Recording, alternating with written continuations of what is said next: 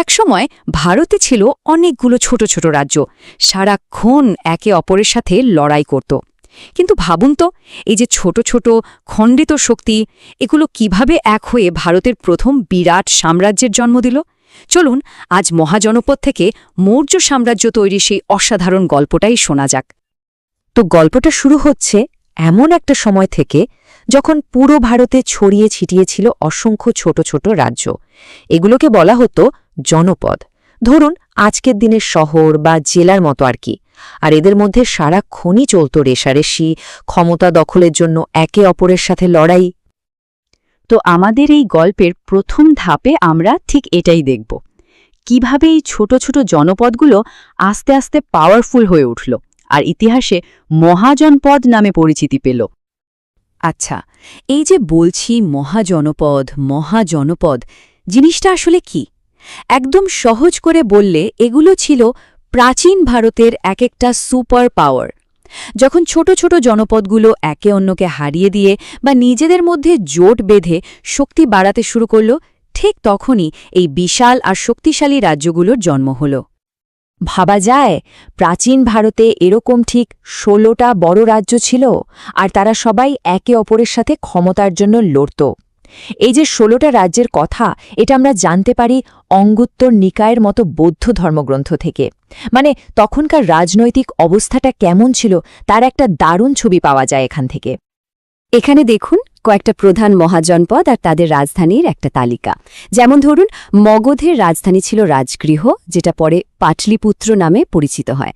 আবার কাশী ছিল জ্ঞান আর সংস্কৃতির কেন্দ্র, আর তার রাজধানী ছিল আজকের বারাণসী। এই তালিকাটা দেখলেই কিন্তু বোঝা যায় যে তখনকার ভারত একদিকে যেমন ভাগ ভাগ ছিল, তেমনি আবার বেশ গোছানোও ছিল। আচ্ছা, এবার গল্পের পরের ধাপে যাই। এই যে ১৬টা রাজ্যের কথা বললাম, এদের মধ্যে একটা রাজ্য কিন্তু বাকি সবাইকে পেছনে ফেলে একদম শীর্ষে উঠে এসেছিল, আর সেই রাজ্যটার নাম হল মগধ। কিন্তু প্রশ্নটা হলো, এতগুলো রাজ্যের মধ্যে মগধই কেন? মানে মগধই কেন সবচেয়ে শক্তিশালী হয়ে উঠল? এর পেছনে তো নিশ্চয়ই কোনো বড় কারণ ছিল, তাই না? চলুন কারণগুলো একটু ভালো করে দেখা যাক। মগধের এই সাফল্যের পেছনে আসলে ৪টে বড় কারণ ছিল। ১ নম্বর, এর লোকেশনটা ছিল অসাধারণ, ঠিক গঙ্গা আর সোন নদীর মাঝে, ব্যবসা বাণিজ্য আর যোগাযোগের জন্য একদম আদর্শ জায়গা। ২ নম্বর, এর রাজধানী পাটলিপুত্র ছিল পাহাড় দিয়ে ঘেরা, মানে দারুণ সুরক্ষিত। ৩ নম্বর, ওখানকার জমি ছিল অসম্ভব উর্বর, যা রাজ্যের অর্থনীতিকে ভীষণ শক্তিশালী করে তুলেছিল। আর সবশেষে ৪ নম্বর কারণটা হলো মগধের হাতে ছিল প্রচুর হাতি, যা তখনকার দিনে বলতে গেলে আজকের ট্যাঙ্কের মতো কাজ করত। মগধের এই উত্থানের পেছনে দুটো শক্তিশালী রাজবংশের বড় ভূমিকা ছিল, হাড়যঙ্ক আর নন্দবংশ। হাড়যঙ্ক বংশের রাজা বিম্বিসার মগধের ভিত্তিটা তৈরি করেন, আর নন্দবংশ এসে সেটাকে আরও মজবুত করে। কিন্তু নন্দবংশের শেষ রাজা যখন ধনানন্দ, তখন একটা ঐতিহাসিক ঘটনা ঘটল। ৩২৬ খ্রিস্টপূর্বাব্দে আলেকজান্ডার দ্য গ্রেট ভারত আক্রমণ করলেন, আর এই একটা আক্রমণই কিন্তু ভারতের রাজনীতির পুরো চিত্রটা একেবারে বদলে দিয়েছিল। আর এখানে এন্ট্রি হয় আমাদের গল্পের নায়কের, চন্দ্রগুপ্ত মৌর্য। তিনি সেই মানুষ যিনি তখনকার ক্ষমতার কাঠামোকে কাজে লাগিয়ে একটা সম্পূর্ণ নতুন আর বিশাল সাম্রাজ্য গড়ে তুলেছিলেন। আর সেই সাম্রাজ্যের নাম মৌর্য সাম্রাজ্য। চন্দ্রগুপ্ত মৌর্য কি করলেন? তিনি প্রথমে নন্দবংশের সেই অত্যাচারী রাজা ধনানন্দকে হারালেন, আর এই প্রায় অসম্ভব কাজটা সম্ভব করার পেছনে যিনি ছিলেন, তিনি হলেন তার গুরু আর প্রধানমন্ত্রী কৌটিল্য, যাকে আমরা চাণক্য নামেও চিনি। চাণক্য যে শুধু একজন তুখো রাজনীতিবিদ ছিলেন তাই না, তিনি অর্থশাস্ত্র নামে একটা অসাধারণ বইও লিখেছিলেন, যেটা আজও রাষ্ট্রশাসন নিয়ে লেখা সেরা বইগুলোর একটা। এখানেই শেষ নয়। এরপর চন্দ্রগুপ্ত আলেকজান্ডারের সেনাপতি সেলিউকাস নিকেটারকেও হারিয়ে নিজের সাম্রাজ্য আরও বাড়িয়ে তোলেন। আচ্ছা, মৌর্য যুগ সম্পর্কে আমরা এত কিছু জানছি কিভাবে? এর একটা বড় উৎস হল গ্রিক দূত মেগাস্থিনিসের লেখা ইন্ডিকা বইটা। তিনি চন্দ্রগুপ্তের রাজসভায় এসেছিলেন আর তখনকার ভারতীয় সমাজকে খুব কাছ থেকে দেখেছিলেন। তিনি লিখেছিলেন যে ভারতীয় সমাজ নাকি 7টা শ্রেণীতে বিভক্ত ছিল। যদিও তথ্যটা পুরোপুরি ঠিক ছিল না, কিন্তু একজন বিদেশির চোখে মৌর্য ভারতের এত বিস্তারিত বর্ণনা পাওয়াটা ইতিহাসের জন্য সত্যিই একটা বড় ব্যাপার। এবার আসা যাক মৌর্য সাম্রাজ্যের সবচেয়ে বিখ্যাত সম্রাটের কথায়, যার শাসনকালের গল্পটা একটা নাটকীয় পরিবর্তনে ভরা। তিনি হলেন অশোক। অশোকের জীবনকে যে ঘটনাটা পুরোপুরি বদলে দিয়েছিল সেটা হল কলিঙ্গ যুদ্ধ। এটা হয়েছিল 261 খ্রিস্টপূর্বাব্দে, মানে তার সিংহাসনে বসার ঠিক 8 বছর পর। এখানে অশোকের জীবনের সবচেয়ে বড় পরিবর্তনটা দেখা যায়। তিনি ভ্যারিঘোষ অর্থাৎ যুদ্ধের মাধ্যমে জয় করার নীতি ছেড়ে দিয়ে ধর্মঘোষ অর্থাৎ ভালোবাসার মাধ্যমে জয় নীতি গ্রহণ করেন। একবার ভাবুন তো, একজন দিগ্বিজয়ী সম্রাট যিনি একের পর এক রাজ্য জয় করছেন, তিনি হঠাৎ যুদ্ধের পথ ছেড়ে শান্তির পথে হাঁটছেন। ইতিহাসে এমন ঘটনা কিন্তু খুব কমই দেখা যায়। আমরা এটা জানছি কোত্থেকে? অশোকের নিজের খোদাই করা 13 নম্বর শিলালিপি থেকে। সেখানেই তিনি লিখেছেন কলিঙ্গ যুদ্ধের ভয়াবহতার কথা।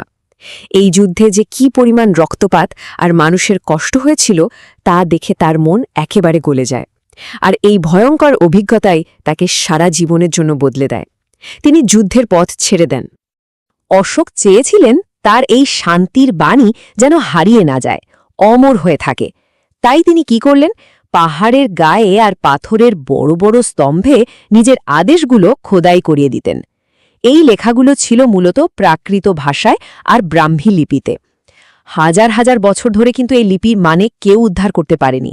অবশেষে 1837 সালে জেমস প্রিন্সেপ নামে একজন ব্রিটিশ প্রত্নতত্ত্ববিদ এই লিপির পাঠোদ্ধার করেন, আর তখনই অশোকের এই মহান কীর্তি আবার সবার সামনে আসে। অশোকের এই স্তম্ভগুলো যে শুধু তার বাণী বয়ে বেড়াত তা কিন্তু নয়, এগুলো ছিল মৌর্য আমলের শিল্পকলার এক একটা অসাধারণ নিদর্শন। প্রত্যেকটা স্তম্ভের গঠন ছিল একেবারে নিখুঁত। একদম ওপরে থাকত কোনো পশুর মূর্তি, তার ঠিক নিচে একটা কারুকার্য করা ফলক যেটাকে অ্যাবাকাস বলে, তারপর একটা উল্টানো পদ্ম, আর সব শেষে মূল স্তম্ভটা।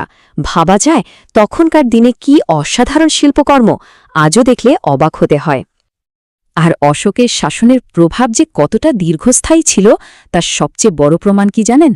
সারনাথের সেই বিখ্যাত স্তম্ভের মাথায় যে 4টে সিংহের মূর্তি আছে, সেটাই আজ আমাদের দেশ ভারতের জাতীয় প্রতীক।